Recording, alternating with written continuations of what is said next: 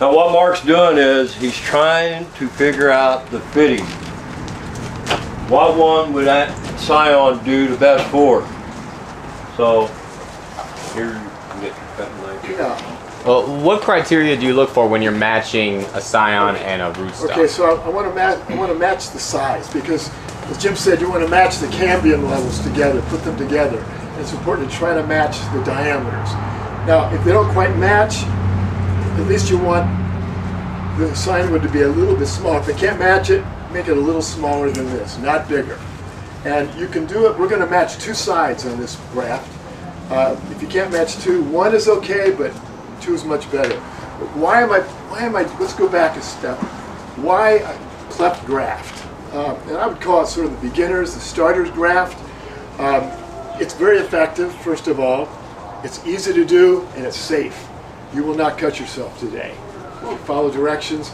I've been to grafting seminars where they pass out Band-Aids first, okay? We're not going to have any bloodletting today.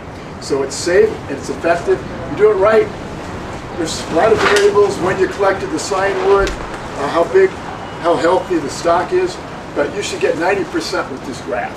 Now, with other grafts, a little more advanced, you might get a little bit more percentage, close to 100% of your experience. You do a whip and tongue, certain kind of bark graft, yeah, a little bit more effective than cleft, but cleft is great, okay? That's why I teach it, that's why I like it, and it's safe. So let's just quick review of scion wood. This is a really, I know it's hard to see, but I love this piece because it's got really great big buds, big fat feathery buds. They're leaf buds. Sometimes you look at a piece of scion wood, you see little balls, like little Christmas ornaments. Those are fruit buds. That's where the fruit comes from. You can use those because behind every fruit bud there's usually a leaf bud. What you would do if you have those little brown balls on there, you can rub those off and it'll leave behind a leaf bud. But I got some nice big fat feathery leaf buds on this. I like it, and there's a lot of distance between the nodes where those buds are, and it's straight. That's how you pick it out. So you're out there in the late winter, February, March, collecting that. That's what you want to look for. Usually near the ends of the limbs, and you would collect it on a day that's maybe above freezing, and put it in a Ziploc bag, maybe wax the ends if you're really fastidious. Keep it in your refrigerator until we're ready to graft right now, May. When you get the days that are above 70, nights are warmer, 80 is even better, 80-degree days, that's when the trees are actively growing. Pawpaws work really well when you get some leaves on them, so May is a perfect time.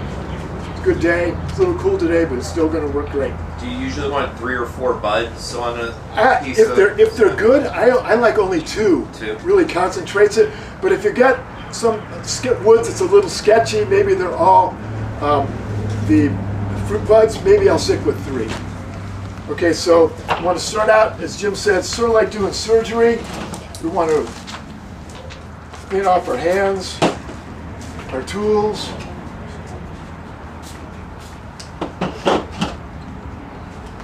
And I'm going to use basic tools here. You can use a fancy grafting knife, a $50 knife, it's effective, but you can also use, everyone's got some utility knives, right? And you can put a new blade in there and it's razor sharp. It's a double bevel, but what we're doing today, it really doesn't matter that much. For your sterilizing juice, you can use isopropyl alcohol, but I would say, why use something that's toxic, right? It says do not drink on the bottle.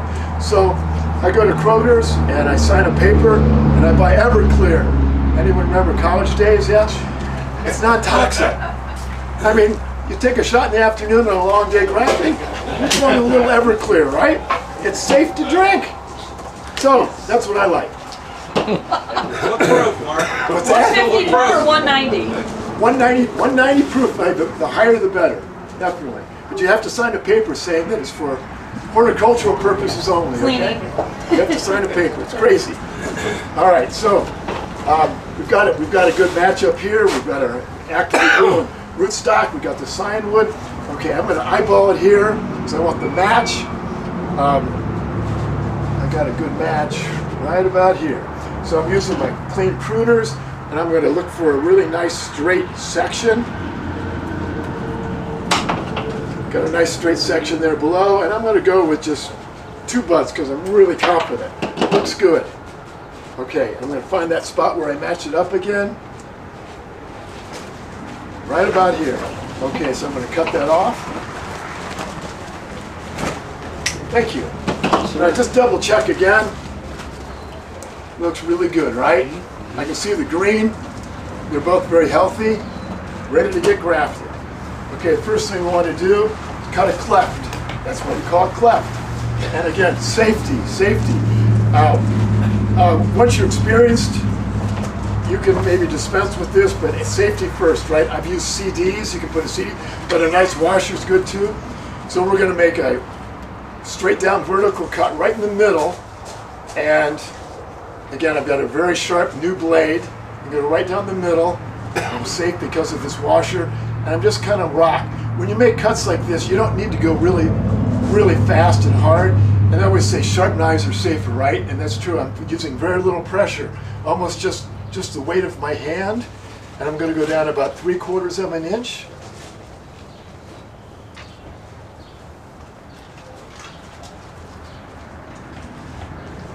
So I've made a nice cleft. You can't see it, but 3/4 inch straight down. Didn't damage any wood. Now I'm going to make a wedge that fits that. And your grandfather told you when he was teaching you how to whittle right, always go away from you, right? Away, ship out to sea, out to sea. We talked about left-handed, right-handed grafting tools. We don't have to worry about that. This is simple. These are stuff you'll find in your cabinet at home. We're going to go away from our bodies, right?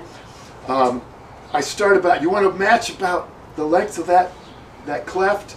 So I go up about 3/4 of an inch, maybe go a little bit further. The further up you go, the longer the cleft, the better. It's a little bit more difficult with really small sticks because it gets kind of skinny, but I'm going to go away from Mark, me. just one comment. I usually don't cut my scion to my 2 buds until after I get that wedge on there because it gives you more to hold on to. Okay, okay. So everyone's got some good advice here. Anybody can join in and say what works for them. That's a good point. So I'm going to go Do the same thing. So, all right. So I'm going to go away from my body, and I'm going to. It helps if you just keep it horizontal. I'm just a little bit below that bud, and I'm going to try to work a wedge, a first cut that goes right to about the middle of that stick. And the faster, the better. You don't want a wavy cut. You want a straight cut. Boom. Almost went there. Now I'm going to go to the other side, and I'm going to hold that piece so I've got it's horizontal. I'm going to go to the other side, and we're going to try to go right through it and match in the middle. Now I didn't quite make it all. You want to go a sharp point, so I'm going to go another cut on one side to make a meet. All right, and I've got a nice wedge there. Okay. Now I know those things are going to fit together well. I eyeballed it, so I'm going to start into that cleft, and I can do it blindfolded now. I can close my eyes. I want it even on both sides. I'm going to push it down. You want to be gentle. You don't want to pull the bark off. So I'm going to push it down, even eyes closed, till it's down far enough. I'm seeing just a little bit of cut wood on that sign wood that's exposed. That's all right. So I've got it matched on both sides. Let me just pass it around. See, it's matched on both sides. I got good fit. Good fit. No air. There's no air gaps. If there's a tiny air gap, we're gonna work on that with pressure. Yeah. Can I point something out also, Point it out. Mark? Point it out. One of the things that Mark pointed out to you is that you want to try and get this as close as possible. But one thing about the cleft graft, if it's not exactly the exact size, as long as one side is touching, one side is even.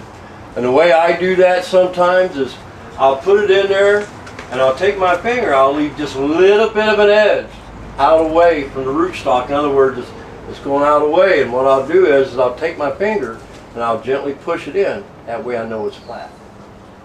That's just something I want to show Yeah, you can do it by feel. It really is. Yeah, you can do All it by about feel.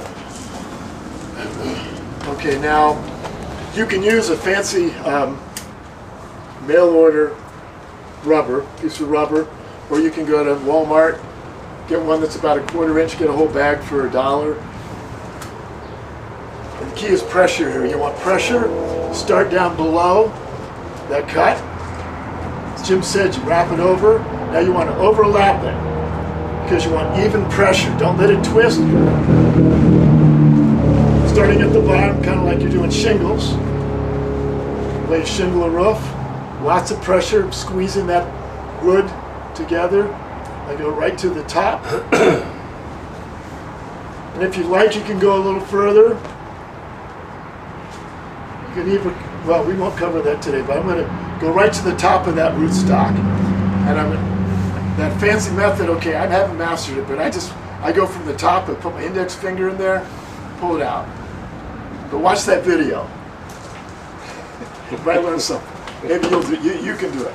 All right, and I trim it off. Good to go. Now, we've got pressure.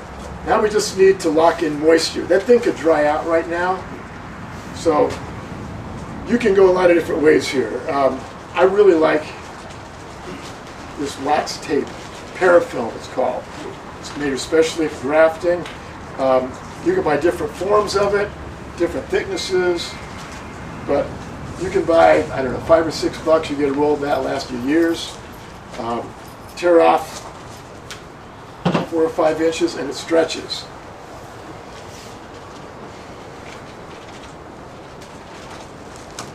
You can also use a piece of plastic from Saran wrap or a Ziploc bag if it's really thin.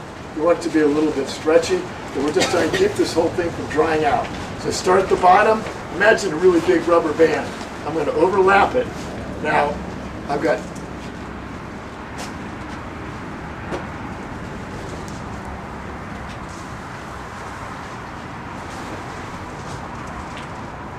covering up. When I go over a bud, I want to make sure that I've just got one layer of parafilm. And then I get to the top, I twist it, so it's completely sealed now. You can leave that little twisty tie on there, that's fine. They call that fishtail. Fishtail, yeah, okay. Here's your tag right there. I call it Dairy Queen twist. Okay. Okay, and then I'll use my fingers to seal everything. That wax parafilm sticks to itself. I'm going to label it because my age, I don't know, what the hell was it? There's pins right here. I don't know. Regis, right? Rigel. Rigel. R-I-G-E-L. Get out of here, Rigel. Rigel, it's a star, right? Yeah. All of his are stars. Neil uses rivers, Tom uses stars, right? Yep. Yep. Tom Wall told me and Neil Peterson will end up running out of rivers before he runs out of stars. All right, aftercare. I was going to say, I had a buddy who does grafting. He said he uses a plumber's tape. Anybody ever use that? When you're doing an inlay, and we'll get to that one here in a little bit, and I'll show you something that's a little bit different. Okay. The plumber's tape will work. It just you doesn't can use stick to there are so many things you can use. You can use electric tape. You can use plumber's tape. The nice thing about a rubber band, which will decompose, and this parafilm, it biodegrades also. Plumber's tape, electric tape, that stuff has to be pulled off. If you leave it on there too long, it can impede the growth. So how long will this stay on there? If you've done anything right, you'll start seeing growth in 10 to 14 days. I love seeing the buds pop through that parafilm. It's always a joy. Aftercare. That thing can grow, if it has energy, it can grow a foot or two in a season. But it's going to be fragile when it starts to grow because there's not a lot of leverage and on that thing. And it could break off for 2 reasons, wind and birds. All right, so you want a bird perch, they call it. So what I would do is take any kind of a stake, tape it to or stick it into that pot or the ground if it's in the ground. And as that signwood grows, tape it. Give it support. Like a broken leg, you gotta support it. And you probably want to leave that rubber band on there. If it doesn't biodegrade, see how much growth you've got by the end of the season. It's possible that if it doesn't come off, it can almost girdle that if you're not careful, if you put a lot on there. So watch for it. Take it off maybe in the late summer. If it hasn't grown a lot, you can probably leave it on all winter. Yeah, Dan, you got something you want to say? You good? Good. All right.